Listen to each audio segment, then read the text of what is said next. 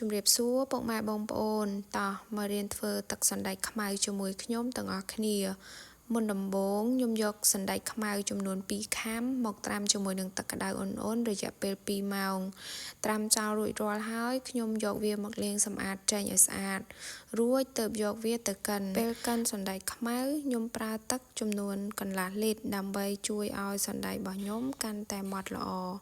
បន្ទាប់ពីកិនសណ្តែកបានម៉ត់សព្វគ្រប់ល្អហើយទើបខ្ញុំយកវាទៅពូតយកតែទឹកចំណែកឯកាកគឺយើងចោលហើយបើសិនជាពុកម៉ែបងប្អូនមានស្បៃច្រោះគឺជួយឲ្យទឹកសណ្តែករបស់យើងគឺច្រោះបានស្អាតល្អប៉ុន្តែដោយសារតែខ្ញុំអត់មានដូច្នេះហើយទើបខ្ញុំប្រើ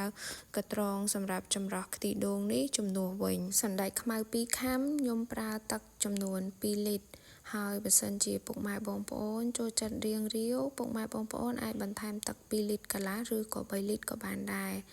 ចំណែកឯទឹកសណ្តែករបស់ខ្ញុំគឺខ្ញុំប្រើខ្ទិះដូងជាមួយនឹងអំបិលកន្លះស្លាបព្រាកាហ្វេហើយបើសិនជាពុកម៉ែបងប្អូនចង់ដាក់ទឹកដោះគោខាប់ឲ្យកាន់តែឈ្ងុយក៏បានដែរប៉ុន្តែទឹកសណ្តែកនេះខ្ញុំតាំងចិត្តធ្វើជាពិសេសសម្រាប់កូនប្រុសរបស់ខ្ញុំដោយសារតែគាត់អាឡែស៊ីជាមួយនឹងប្រូតេអ៊ីនមួយចំនួនដែលមាននៅក្នុងទឹកដោះគោដូច្នេះហើយគ្រឿងផ្សំគឺខ្ញុំអាចប្រើបានតែស្ករសជាមួយនឹងខ្ទិះដូងប៉ុណ្ណោះស្ករសខ្ញុំប្រើចំនួន2វែករសជាតិផ្អែមឡមចំណែកឯខ្ទិះដូងខ្ញុំប្រើ1ចំហៀងខ្ញុំមិនចង់ឲ្យផ្អែមពេកព្រោះវាងាយនឹងក្តៅកដូច្នេះហើយបរិមាណស្ករប៉ុណ្នេះគឺវាផ្អែមឡមសម្រាប់អាអូនគាត់អាចញ៉ាំបានអញ្ចឹងណាប៉ុន្តែបើសិនជាពុកម៉ែបងប្អូនចូលចិត្តរសជាតិផ្អែមជាងនេះអាចថែមស្ករឬទឹកដោះគោក៏បានដែរ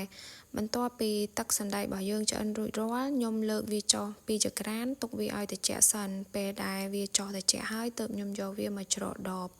ដើម្បីយកទៅដាក់ទូក្លាសេយើងអាចទុកបានរយៈពេល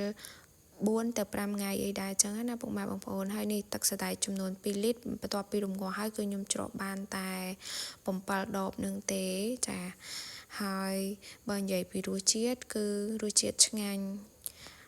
ចំណែកឯកូនប្រុសរបស់ខ្ញុំគឺគាត់ចូលចិត្ត